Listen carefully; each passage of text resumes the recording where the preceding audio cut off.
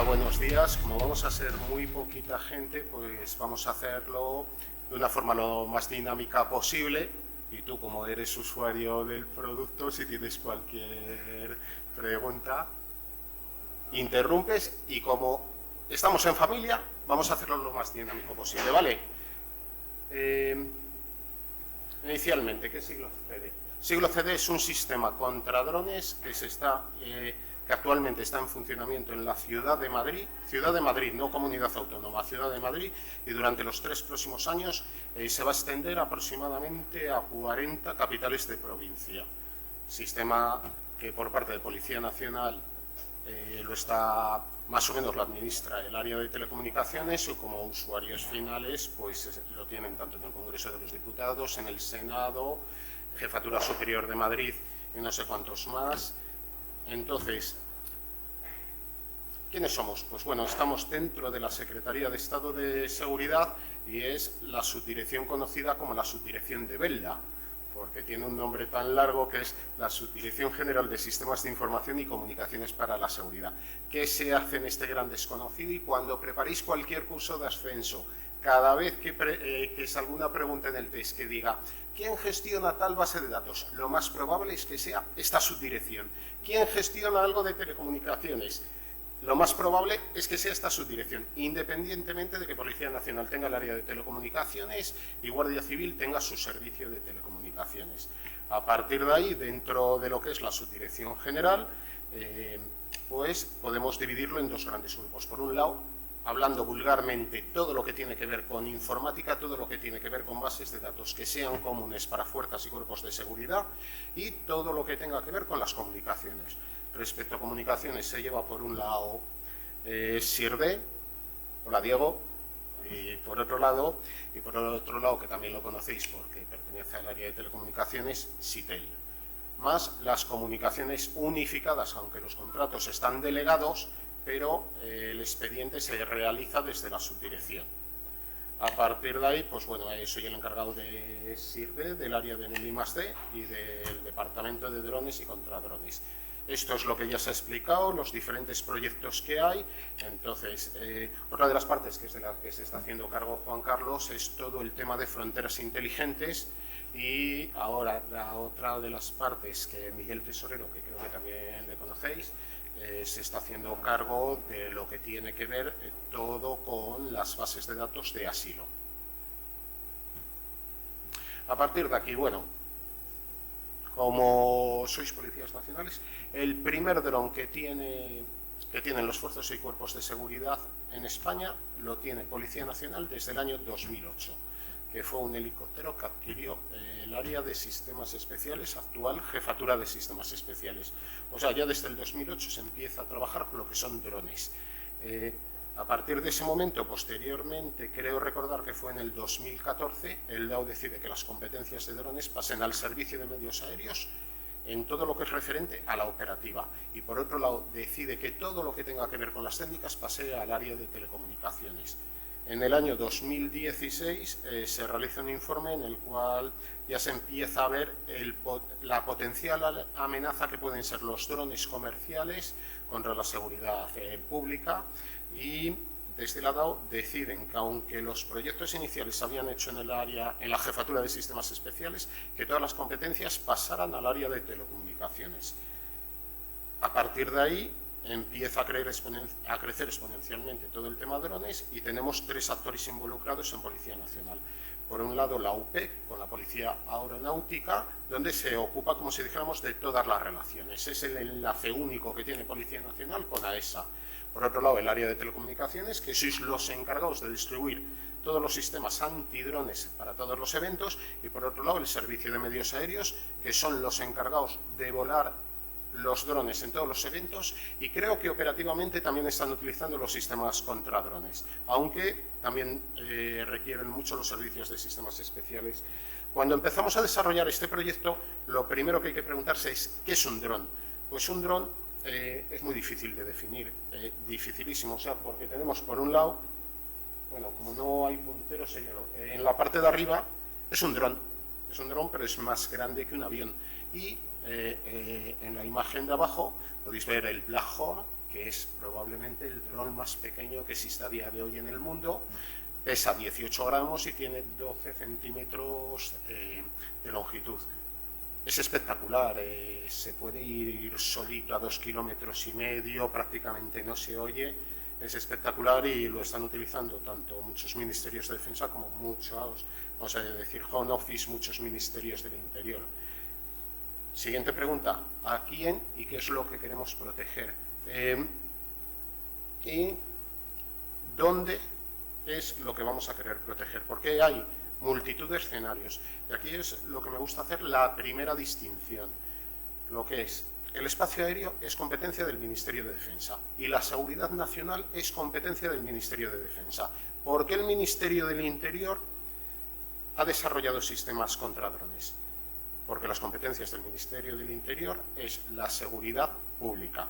A partir de ese momento, creo que fue en el año 2018, tienen una reunión el secretario de Estado de Seguridad de Defensa y el secretario de Estado de Seguridad, la secretaria de Estado, perdón, y llegan a un acuerdo, no escrito, pero llegan a un acuerdo que el Ministerio del Interior se haga cargo de todo lo que puede ser la amenaza de los drones hacia la seguridad pública y el Ministerio de Defensa se dedique, vamos a decir, entre comillas, esos drones que pueden amenazar la seguridad nacional, tipo guerra. A partir de ese momento se decide hacer un estudio sobre qué es lo que queremos proteger. Y curiosamente, de todas las noticias que se reciben del exterior, se encuentra que, por ejemplo, el Estado Islámico está utilizando drones para cometer atentados, para atacar determinadas infraestructuras, pero está utilizando drones comerciales. El famoso DJI de la marca china, pues simplemente lo modifican y una vez modificado, es lo que estaban utilizando. Siempre he puesto el mismo ejemplo. De alguna forma, ETA se tiró 40 años robando los coches de la misma forma porque era muy sencillo y funcionaba, con el famoso sacacorchos. Y a partir de ahí, ¿para qué van a buscar sistemas más complicados si lo sencillo funciona? Y ahora tenemos lo que se llama un terrorismo global. ¿Cuál es el origen del terrorismo? Crear alarma social, crear terror y sobre todo muchísima propaganda. Entonces, aunque sea duro decirlo, a este tipo de terrorista le da lo mismo cometer un atentado en Madrid que en París que en Londres. Con lo cual, nos dimos cuenta que la amenaza contra la seguridad pública era el dron comercial. Se hace un análisis y nos encontramos con que el 99,99% de los vuelos que se producen son simplemente por imprudencia. El típico chaval que le ha regalado el dron por la comunión y se va al retiro a volarlo. No tiene ninguna intención de ningún tipo, aunque hay que comprobarlo. Por desgracia hay que comprobarlo y es lo que más trabajo está generando la Jefatura Superior de Madrid. Por otro lado, se están utilizando ya drones para actividades delictivas. Sabemos que la diferencia, el estrecho de Gibraltar son 14 kilómetros, pues, y que en las cárceles es muy fácil meter un dron con cualquier cosita. Y finalmente lo que es el mínimo, lo mínimo de lo mínimo de lo mínimo son las acciones terroristas. Que yo sepa, en España solo se ha detectado una acción terrorista con dron y se pudo neutralizar. Bueno, no te vayas muy lejos, sé que te tienes que ir a I-20, pero bueno, así que nada. Entonces, a partir de ahí, a partir de ese momento se crean las diferentes fases para poder neutralizar la amenaza. Y es algo que es importante decir, que ¿te acuerdas que nos lo decían en la escuela constantemente de que la seguridad no existe? La seguridad 100% no existe. Entonces, en este punto siempre me gusta poner la campana de Gauss, que es lo que nos interesa a nosotros. El centro de la campana de Gauss y los pequeños laterales. Ser capaces de proteger aproximadamente contra el 98% de las amenazas. Las colitas de ratón, que son los laterales de la campana de Gauss, por desgracia, es complicadísimo poder protegerse respecto a esa amenaza y el precio de las contramedidas aumenta exponencialmente hasta límites que no hay dinero para poder hacerlo. Y después, pero ya hemos comentado antes, el malo tiende a ir a lo barato y a lo sencillo. No se va a complicar. Pregunta que podrías hacer tú. Y si me llega un freak y me cambia las frecuencias, me lo manda mediante waypoints y lo ha fabricado todo, me lo como. Pero me lo como porque luego cuando veamos los sistemas contra drones, yo creo que vas a estar de acuerdo con que los mejores sistemas, por desgracia, en ciudad son totalmente ineficaces. Todos esos sistemas que son independientemente de la frecuencia para poder detectar son ineficaces en áreas urbanas, y España es un país de grandes ciudades, donde tenemos mucha extensión de área urbana, pero con grandes ciudades donde prácticamente el 90% de la población se congrega en solo 5 ciudades. A partir de ahí se deciden que las fases para poder neutralizar la amenaza es: vamos a detectamos algo, no sabemos lo que es, identificamos, vamos a tratar de identificar y de ser capaces de saber si es un falso positivo, un falso negativo o si realmente es un dron. Tenemos que realizar un seguimiento y finalmente, en un momento dado, llegar a neutralizar la amenaza. Todas estas fases necesitan tener alrededor lo que llamamos inteligencia, algo, pero que por desgracia carezco, aunque mi madre me dice que no. Pero bueno, se hace un estudio de mercado. Estos estudios de mercado están sacados del mercado americano. Poco tiene que ver con el mercado europeo, porque realmente en el mercado europeo, por lo que hemos podido ver, el 99,7% de los drones que se venden son DJI. Y a partir de ahí, en Estados Unidos hay más variedad, venden DJI, Yuneec, Parrot, pero por ejemplo, yo aquí, todos los que conozco tienen el típico Mavic de DJI, y gente muy rara, como puede ser Esteban, pues ya te tiene otros modelos, tiene todo, pero es muy, muy extraño. Y otra de las cosas que es muy importante es cuál es el protocolo de comunicación entre el mando de control, el hand control y el dron. Pues el más extendido del mundo, independientemente, es el MapLink.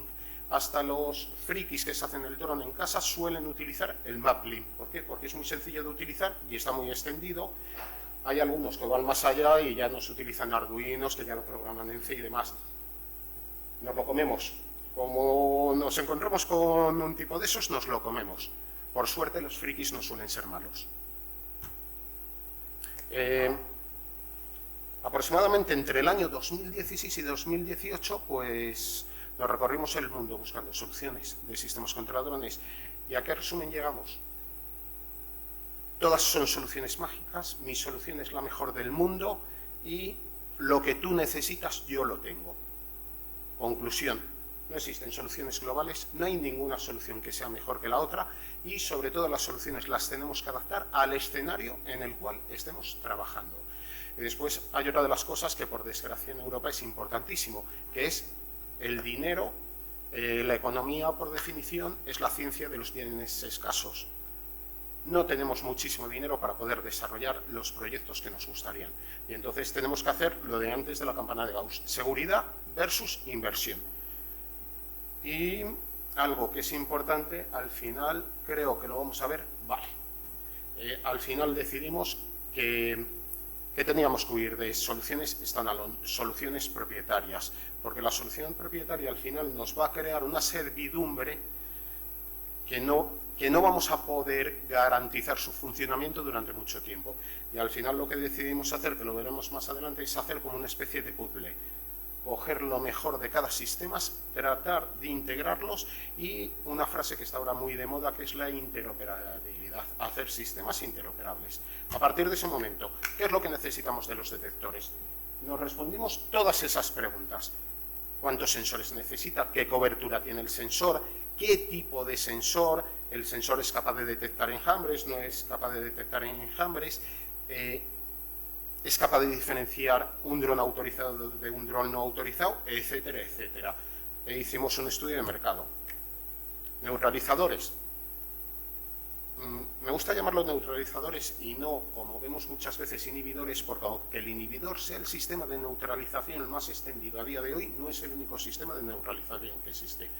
Y después, algo que es totalmente fundamental, que nosotros no lo tenemos diferenciada la palabra, pero que los británicos diferencian, que es el safety y el security. Por un lado, tenemos que proteger a los ciudadanos, pero de una forma segura. eso vosotros sabéis muchísimo, o sea, sobre todo cuando vais a una amenaza real, que tenéis que tratar de evitar todos los daños colaterales posibles. No, hay muchas veces que el remedio es peor que la enfermedad. Entonces, esto es algo que nosotros tenemos que tener muy en cuenta y, por ejemplo, un caso real y que nos está costando muchísimo es el caso de Presidencia del Gobierno. Presidencia del Gobierno, por la parte de abajo tiene la M30 y por la parte de arriba la carretera de La Coruña. No puedes tirar un dron. Es totalmente inviable. Tiras un dron encima de la carretera de La Coruña y igual creas un accidente que se ven involucrados 50 coches con unas consecuencias impredecibles. Entonces, esta balanza hay que tenerla constantemente en cuenta. Y cosas que tuvimos en cuenta. Y hay una cosa que a mí siempre me gusta mucho, que es la eficacia respecto a la eficiencia. Eficaz. Un sistema es eficaz cuando es capaz de neutralizar la amenaza, pero un sistema es eficiente cuando, a la vez de ser eficaz, cuando es capaz de neutralizar, pero con pocos medios, con los mínimos medios posibles. Y después veremos, porque cuando hicimos las pruebas de Asturias, que yo no sé si estuviste en las pruebas de Asturias, cuando hicimos las pruebas de Asturias, tú estuviste en las pruebas de Asturias, vale. Pues en las pruebas de Asturias hubo empresas, no voy a decir los nombres, pero hubo empresas que llevaron tantos sistemas de detección que esos sistemas crearon tal contaminación electromagnética que se autoinhibieron así. Entonces, hay un caso que a mí me sorprendió muchísimo porque llevaba 2 tipos de radar y un detector de radiofrecuencias. Lo enchufó todo y fue incapaz de detectar nada porque los propios sistemas se autoinhibieron. Y después sí que teníamos un escáner de radiofrecuencias, que nos dejasteis vosotros, y en el escáner de radiofrecuencias se vio claramente que cuando encendió todos los sistemas, la onda hizo ¡bu! Y se quedó prácticamente plana, se quedó paralela al eje X porque se había autoinhibido. El sistema se quedó colapsado, como si se le hubiera hecho un ataque 2. Y a partir de ahí, otra de las cosas que es fundamental para fuerzas y cuerpos de seguridad, el sistema tiene que ser muy sencillo de manejar, muy sencillo de instalar y lo que yo llamo on-off. Los sistemas tienen que funcionar on-off. Como el sistema sea complicado de instalar, de manejar, no se va a utilizar. Es importantísimo, además el tiempo de reacción ante estas amenazas es tan corto que tienen que ser sistemas muy ágiles, muy ágiles. Y entonces decidimos, pues eso, hacer una solución que fuera inteligente, escalable, modular, integrable, adaptable al lugar y a la situación. A partir de ahí hicimos el típico triángulo del proyecto, donde teníamos en cuenta el tiempo en desarrollar el proyecto, el precio y el alcance. Y todo eso, la calidad del proyecto. ¿A qué me refiero tanto por tiempo por alcance? Quien esté metido en este mundo como vosotros sois conscientes que de aquí a 4 años los drones van a trabajar con una tecnología totalmente diferente. Probablemente los sistemas de neutralización y los sistemas de detección que estamos utilizando ya no sean eficaces ante el dron que nos viene. Habrá que adaptar el proyecto a esas nuevas características tecnológicas. Después hay algo que tenemos que tener en cuenta y que hay suerte. Las empresas privadas están para ganar dinero. Aunque la tecnología ya esté muy avanzada, hasta que DJI, Parro, UNEC y demás no amorticen todo el dinero que han invertido en I+D para desarrollar estas tecnologías van a continuar estando presentes. Y a partir de ese momento decidimos desarrollar el sistema con la arquitectura cliente-servidor. Huimos de sistemas standalone y consideramos que hay un servidor central que es el que tiene que recibir absolutamente todos los datos. El usuario final es un usuario como el que se mete en un sistema informático y tanto los detectores como los neutralizadores son como las impresoras que conectamos al sistema. Nos da igual quién sea el fabricante, nos da igual más o menos la tecnología que utilice, porque vamos a tratar de estudiar cada caso concreto para poner la tecnología que mejor funcione. ¿Y a qué me refiero con esto? A ver, empresas, yo creo que hemos tenido más de 100 reuniones con empresas diferentes. Siempre digo lo mismo. Puede ser que ahora no nos interese tu tecnología, pero no significa que no nos vaya a interesar dentro de unos meses, porque en estos momentos estamos construyendo lo que son los cimientos de una gran ciudad, y ahí es lo que ocurre, que tendemos a ir a por soluciones lo más globales posibles, sinceramente también lo más barato posible, porque tenemos que cubrir muchísimas ciudades. Posteriormente, cuando estén puestos los cimientos, para casos concretos como puede ser Casa Real, Presidencia del Gobierno y demás, ya se irán a soluciones muy particulares adaptadas a la situación totalmente concreta. A ver, vale, y aquí. Lo que se ha explicado, se empezó a desarrollar un sistema basado en la arquitectura cliente-servidor. ¿Cuándo se da el pistoletazo de salida? Pues el pistoletazo de salida ocurre en el año 2019, que es cuando la Secretaría de Estado firma una resolución de emergencia con lo cual se decide proteger las más altas instituciones del Estado mediante un contrato de servicio. En esa ocasión, y única y exclusivamente en esa ocasión, se nos permitió elegir la tecnología con la que íbamos a trabajar. Además, poneros donde queráis. Además, bueno, Guardia Civil también está utilizando este sistema ahí en Guzmán el Bueno, exactamente los de Fiscal y Fronteras. Entonces, bueno, pues entonces se desarrolla un sistema en el año 2019 donde se despliegan 7 antenas detectoras en Madrid y en determinadas sedes muy concretas se ponen neutralizadores. Luego veremos las estadísticas. Esto es inicialmente cómo se configura Madrid, donde hay 7 antenas, una está puesta en Casa Real, que a cargo están, no sé si alguno de vosotros está destinado en Madrid. No, bueno, pues el comandante Santiago Varela es el encargado de la antena que está puesta en Casa Real. Después tenemos otra en Cuatro Vientos, otra en la Jefatura Superior de Madrid, otra en Canillas. ¿Por qué se sitúan en edificios oficiales? Primero, porque las antenas tienen un alcance que ya veremos hasta 15 kilómetros de rango de detección. No necesitamos colocar las antenas sobre el edificio que queremos proteger, sino lo que tratamos de hacer es proteger toda la ciudad de Madrid de la forma más global posible. El neutralizador sí que tiene que estar en el edificio que queremos proteger. Y el año que viene habrá neutralizadores en Guzmán el Bueno, en Canillas, Presidencia del Gobierno, en la Cuesta de las Perdices, etcétera, etcétera. ¿Para qué nos ha valido? Otra de las cosas que es fundamental del proyecto.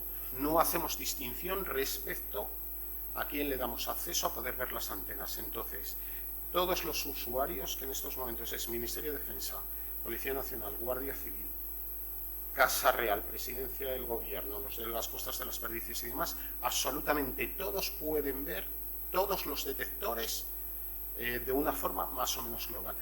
¿Qué hemos conseguido con esto? Pues hace poco a vuestros compañeros de Fiscal y Frontera les hice que me firmaran un documento en el cual determinadas antenas que tenéis vosotros a iniciativa personal, meterles un módulo para que se puedan integrar en el sistema.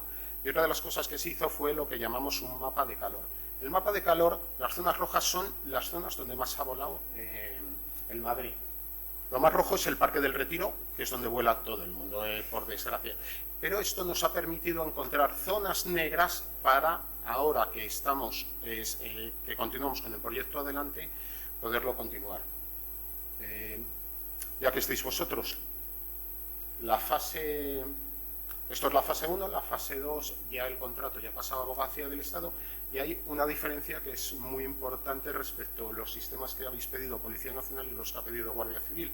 Policía Nacional, sobre todo, ha pedido sistemas estáticos. Las competencias de Policía Nacional suelen ser grandes ciudades, o si interesa tener cobertura sobre todas las ciudades, y Guardia Civil, en cambio, para las comandancias, ha pedido sistemas móviles, que tienen un alcance de detección muchísimo menor, pero es lo que dicen, nos interesa poderlo mover rápidamente de un sitio a otro dependiendo de qué es lo que nos interese proteger en cada momento. ¿Qué nos hemos encontrado? Pues el año pasado se firmó un convenio con la Liga Profesional de Fútbol donde se comprometen a que todos ellos van a desplegar un sistema contra drones en todos los campos de fútbol de primera división. Entonces, en este convenio se comprometen a que todas sus antenas estén conectadas al sistema Siglo. Nos viene de maravilla porque, como vosotros sabéis, el Ministerio del Interior no tiene mucho dinero, el dinero para los proyectos es bastante escaso, pues la Liga Profesional de Fútbol, que por cierto,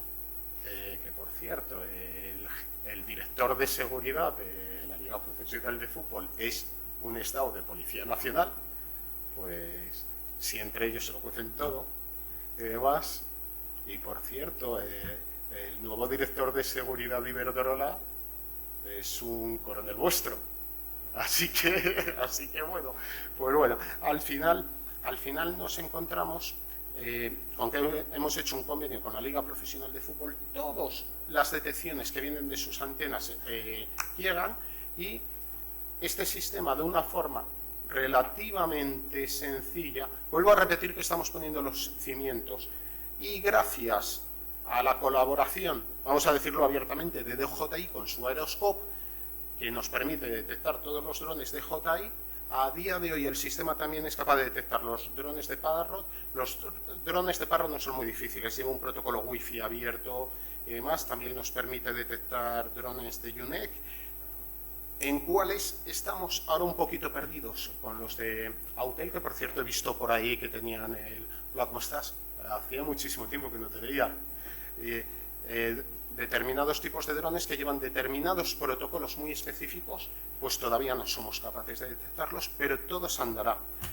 Y vamos a ver las estadísticas, Pues el año pasado, en el año 2021, sobre Madrid capital se detectaron 14.000 vuelos de drones. Aquí vamos viendo las estadísticas y sobre todo vamos viendo que los fines de semana es cuando más drones se detecta. Normal, volvemos a lo de siempre, aunque inicialmente tengamos que tratar todo como una amenaza, el 99,99% de los drones detectados es el típico chaval que se lo han regalado por Navidad y así. Después ocurren cosas curiosas, por ejemplo, el famoso dron que en fin de año apareció, al tío se le cogió. Sí, al tío se le cogió, porque yo me acuerdo que me llamaron en ese momento, me dijeron, ¿estás viendo? Le digo, sí, lo estoy viendo, pero es que el sistema lo tiene detectado y sabe perfectamente desde dónde ha salido el dron. Y el tío se quedó a cuadros cuando se le cogió. Y demás.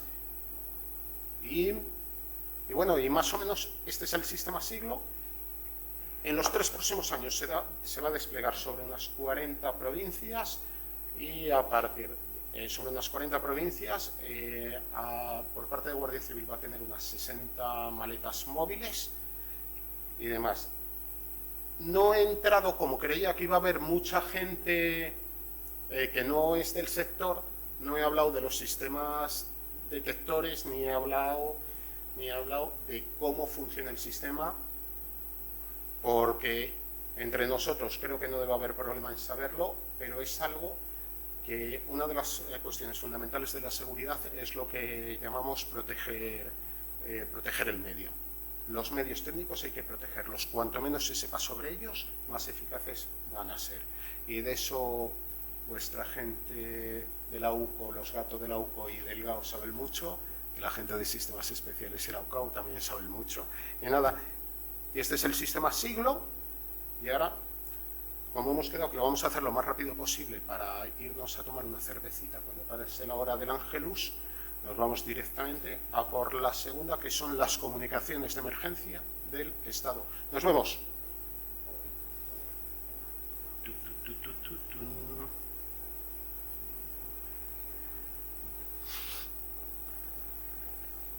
A ver, ¿ha salido ya?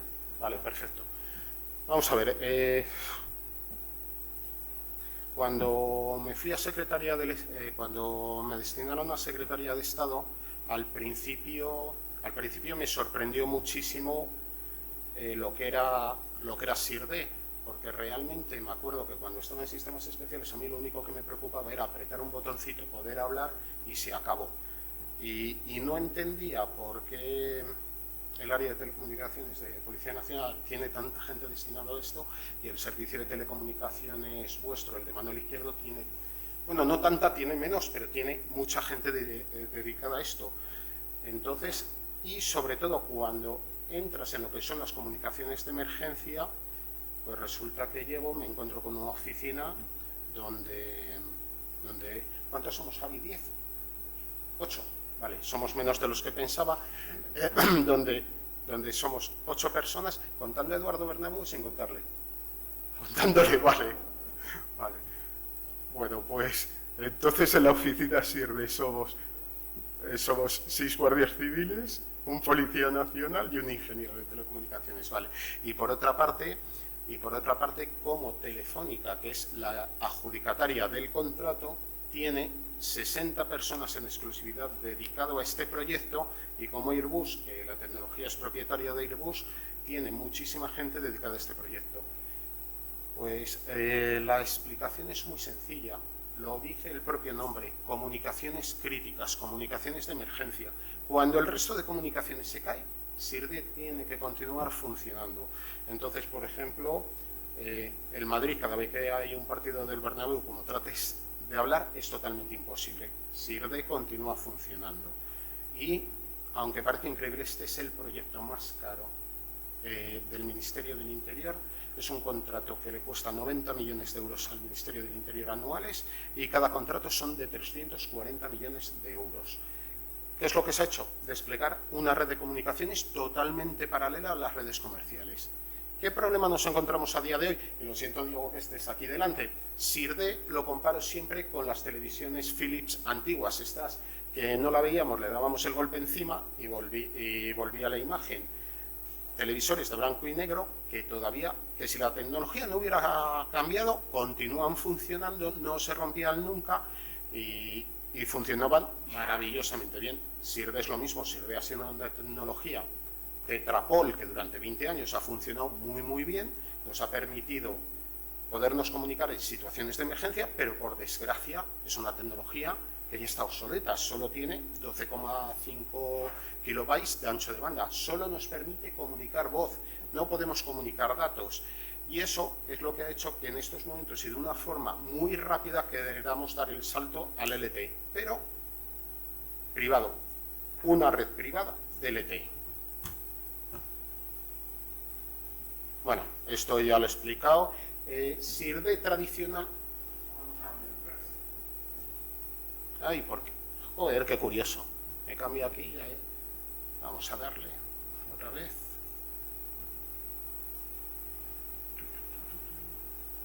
Vale, ahora ya ha cambiado. Ya ha cambiado. Vale. SIRDE tradicionalmente lo crean unos pioneros como Javi, que lleváis ahí 20 años ya metidos en el agujero.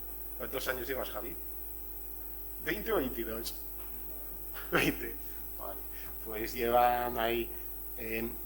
SIRDE lo crea el Ministerio del Interior, después se crea hace 20 años y tradicionalmente es un contrato, inicialmente era de suministro, a día de hoy es servicio. A mí me parece fantástico que es un contrato de servicio de tecnología Tetrapol desde hace 20 años. La tecnología Tetrapol es una tecnología propietaria de Airbus. Por mucho que me digáis que es mejor trabajar solo con un distribuidor, estoy totalmente en contra. Creo que es fundamental que haya competencia y que puedan entrar diferentes actores a formar parte del proyecto. Y ya que estamos todos aquí, hace 20 años os podéis imaginar el problema que había en España, con lo cual hizo que se adquiriera una tecnología propietaria de marca francesa y que fuera... Entonces, pues bueno, son esas cosas que te doy por un lado y tú me das por otro, y que, aunque la tecnología haya sido propietaria, creo que a la larga ha sido muy interesante por varios motivos que se cogiera la tecnología Tetrapol y no solo por las comunicaciones. ¿Esta red? ¿Cómo es esta red? Pues para que os hagáis una idea, en estos momentos la disponibilidad es el tiempo que tiene que estar en funcionamiento. Tenemos más de casi un 99,9% del tiempo que tiene que estar operativo. Se permiten cortes mínimos y la mayoría de los cortes son por actualizaciones. Cobertura, más del 95% del territorio está cubierto por la red privada. Esto nos genera unos problemas, y ahora estoy teniendo unos problemas de narices, porque para que os hagáis una idea, una ciudad como Madrid, igual con 14 antenas, ¿cuántas antenas hay en Madrid? ¿14 o 15? ¿Más? 50. Bueno, pues la ciudad de Madrid, que tiene 5 millones de habitantes, con 50 antenas la tengo cubierta.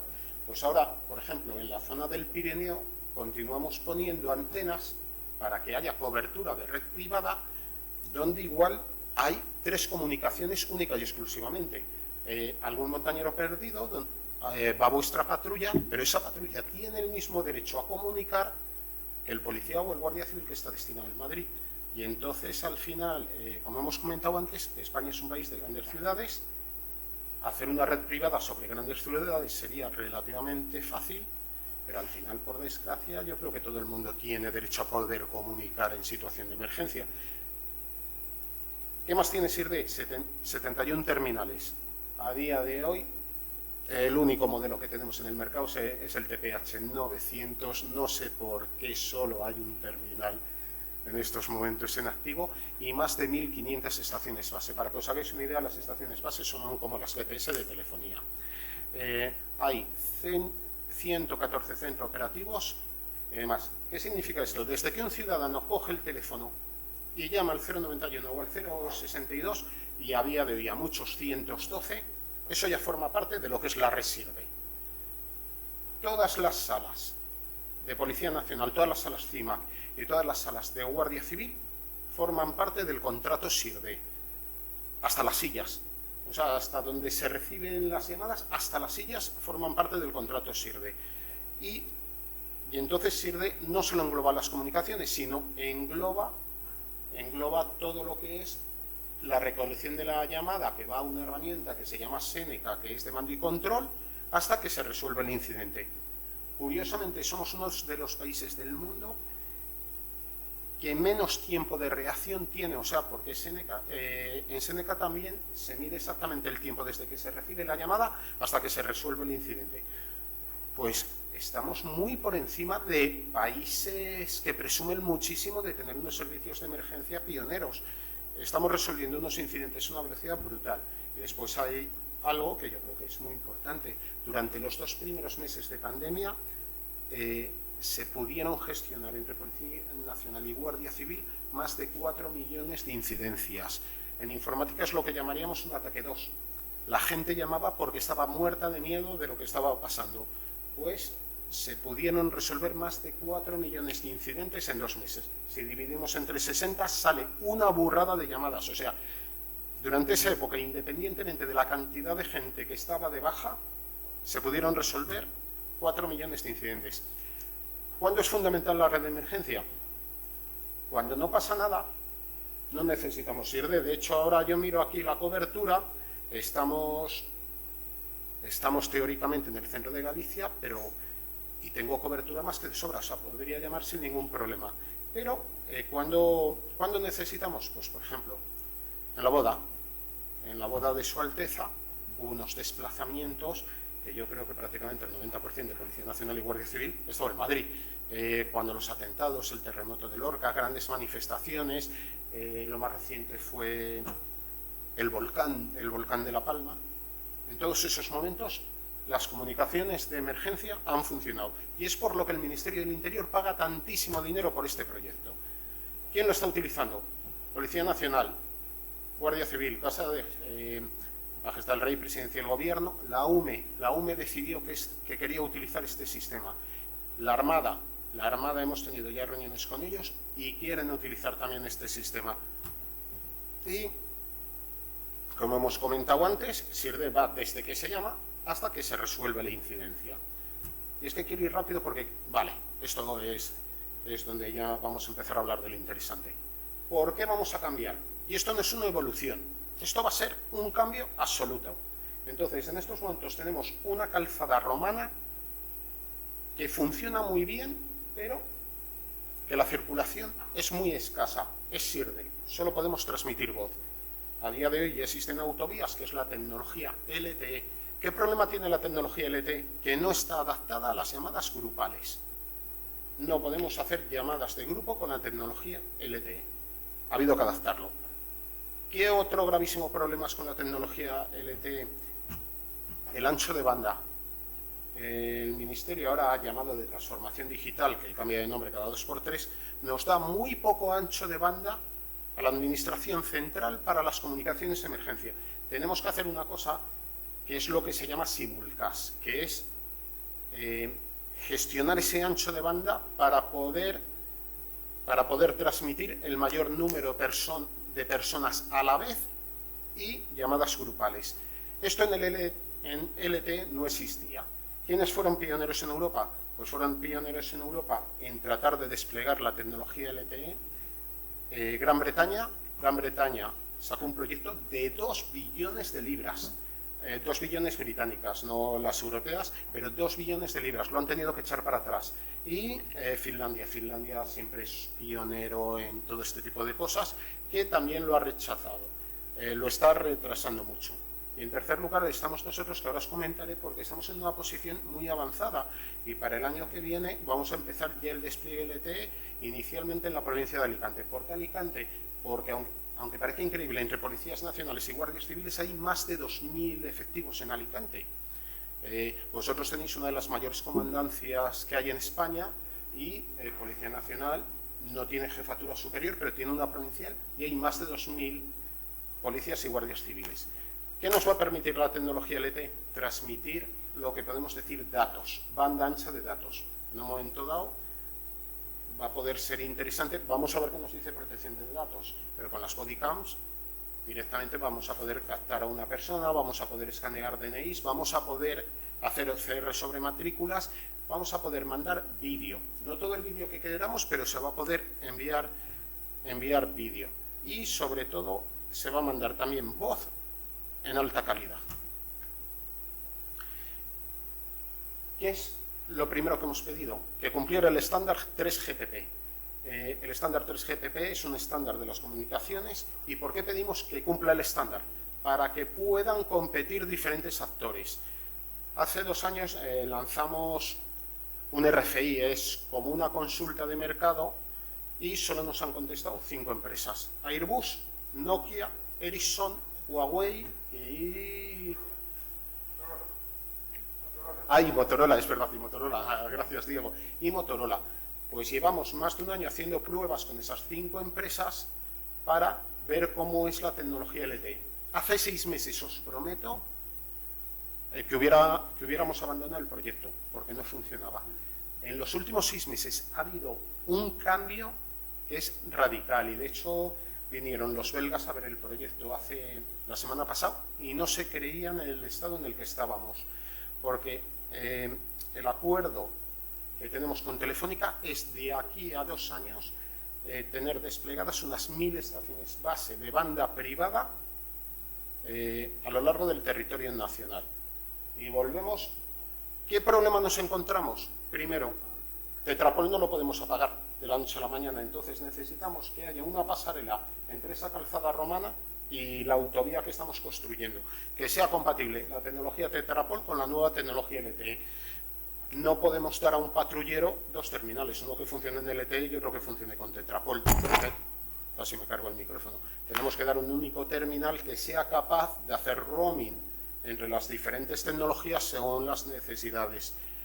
Y hay otro tema que es importante. Como no hay dinero suficiente y no podemos desplegar una red privada de la noche a la mañana, también necesitamos que el sistema sea compatible con la red comercial. En estos momentos hay unos terminales que vosotros ya habéis probado 150 y el servicio de telecomunicaciones ha probado otros 150 que funcionan en Tetrapol, en banda comercial y en banda privada. Ya tengo el primer informe de los resultados y para el 31 de diciembre los 5 galgos que están en la carrera termina, como si dijéramos, la primera parte de la carrera el 31 de diciembre. Espero que me lo den el 2 de enero o algo así, pero bueno, el 31 de diciembre teóricamente termina el plazo para que Telefónica me mande el informe con los resultados. A partir de ahí, durante esa primera semana de enero, nos vamos a juntar lo que llamamos usuarios finales, que es Policía Nacional, Guardia Civil, Casa Real y Presidencia. Aunque Casa Real y Presidencia, los servicios de seguridad sean de Policía Nacional y de Guardia Civil, los tratamos como organizaciones totalmente independientes. Y a partir de ese momento tomaremos la determinación del primer despliegue que se hará sobre Alicante. En Alicante se va a hacer el despliegue sobre banda privada y vamos a recibir el feedback final de los usuarios. ¿Qué es? Hemos dividido el proyecto en 4 capas. Aquí no me voy a extender porque es demasiado técnico. Es capa core, que es el corazón, capa radio, que son las estaciones base, y después algo que es muy importante, capa aplicación. ¿Qué es la capa aplicación? Va a ser como el sistema operativo que van a llevar los terminales y que nos van a permitir que las aplicaciones que desarrolla a medida Policía Nacional y Guardia Civil puedan ir en el propio terminal y funcionen. Y el siguiente y la última capa es la capa terminales. A día de hoy, como he dicho, en Tetrapol, por desgracia, solo tenemos un terminal, que es el TPH 900. Se ha quedado, SIRDE solo lo utiliza Seguridad Ciudadana, porque, vamos a decir, las unidades de paisano, ya sea Policía Judicial o sea ya las unidades de información, nunca van a utilizar Tetrapol, porque en cuanto un malo vea a alguien con un terminal así, dice, este tío es madero. Y entonces, ¿qué es lo que queremos? Tratar de recuperar a esas unidades. ¿Qué es lo que estamos pidiendo y que ya hemos hablado muchísimas veces? Para las unidades de paisano necesitamos terminales como este. Este Samsung, el que da la administración, sí. Un Samsung normal y corriente, uno que parezca un iPhone, algo que el operativo puede ir hablando normal y corriente, normal sobre la red privada, pero que nadie sepa que eso es un terminal de fuerzas y cuerpos de seguridad. Y bueno, esto ya está. Batallas con las que nos encontramos. El espectro. Parece mentira, pero por desgracia continuamos siendo, bueno, estamos los que estamos, continuamos siendo un país de pandereta. Resulta que para que a la Administración Central el propio Ministerio de Transformación Digital nos dé bandas de frecuencias, nos volvemos locos. Y encima nos están dando muy poquito ancho de banda. Primero nos dieron la banda de 450, la hemos tenido que abandonar porque resulta que los amplificadores de televisión no están bien configurados y se metían en nuestra banda. Pues el propio Ministerio de Industria nos ha obligado a pagar la red a nosotros. O sea, según parece, Jorge Javier Vázquez tiene mucho más poder a nivel nacional que toda la seguridad, que todas las fuerzas y cuerpos de seguridad. Se nos ha obligado a pagar la banda de 450. Como regalo nos cedieron parte de la banda de 700. Y entonces en estos momentos tenemos parte de banda de 700 y banda de 450. El siguiente reto es tratar de negociar con el Ministerio de Transformación Digital, quédate con el 450 que no me lo dejas utilizar y dame un poquito más de 700. Y es por un lado lo que estamos intentando. Y son otro de los problemas. Entonces, el CENAF, que es la norma que marca las radiotelecomunicaciones, nos obliga a nosotros a pagar esos filtros, aunque esos filtros para no interferir en televisión, que hay un informe que dice que es la televisión la que está interfiriendo en las comunicaciones, les da exactamente igual. No, paga tú. Aunque esos filtros fueran gratis, logísticamente es imposible. Como os he dicho, vamos a hacer el primer despliegue en Alicante se calculó que había que entrar en 14.000 domicilios para poder solucionar los problemas que había de interferencias. Es imposible. Nos hemos quedado con la banda de 700. ¿Por qué nos quedamos con banda de 700?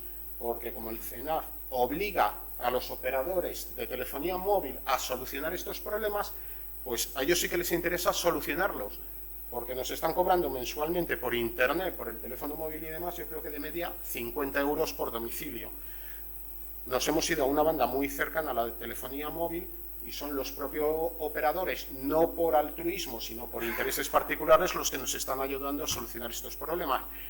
Como hemos dicho antes, tenemos algo que hace 6 meses parecía que no funcionaba, a día de hoy funciona perfectamente y ya estamos probando los nuevos terminales LTE. Estos son terminales reales que ya estamos probando de banda ancha. Y aquí ya no veo nada, me estoy quedando ciego. Vale, bueno, pues simplemente lo que he comentado antes. De aquí a 2 años probablemente tengamos desplegadas más de 1000 estaciones base y sea compatible lo que es la tecnología Tetrapol con lo que es la banda ancha comercial, con lo que es la banda ancha privada. Y esperemos de aquí aproximadamente a 5 años tener desplegada la banda privada LTE, que probablemente sería la primera banda europea privada. Y hay algo que generalmente me gusta mucho decir. Yo no sé por qué en España no presumimos de lo buenos que somos, porque Cuando vemos las estadísticas de Secretaría de Estado, no sé qué narices he tocado, así el HDMI, cuando vemos las estadísticas de Secretaría de Estado, somos el país de Europa que más crímenes violentos resuelve al año. Somos de los países de Europa con mayor seguridad. A nivel tecnológico, España es el 7º país en sacar, vamos a decir, papers de I+D. A nivel I+D somos el país 34. Es una pena. Nosotros no creemos en nosotros mismos. Es el primer país de Europa que tiene un sistema global contra drones desplegado en Madrid. El primer país de Europa que probablemente haga el despliegue LTE. Y nadie dice nada, a nadie le importa. O sea, al final estamos lo que estamos, como soy políticamente incorrecto, me desactualmente igual. Estamos aquí más preocupados de los temas políticos y de los políticos de echarse porquería encima que realmente de salir todos juntos a presumir de las tecnologías que tenemos y vuelvo a decirlo, yo personalmente creo que no me equivoqué de profesión, llevo ya 25 años en Policía Nacional, me considero una persona afortunada, en la oficina me tenéis colapsados porque soy yo solo y ellos son 8 y tenemos una relación fantástica, pero vuelvo a repetirlo, sacamos unos proyectos que son magníficos y somos incapaces de hacer propaganda de ello. Así que nada, y con esto y un bizcocho vámonos a tomar una cervecita, ¿vale? Venga, vámonos.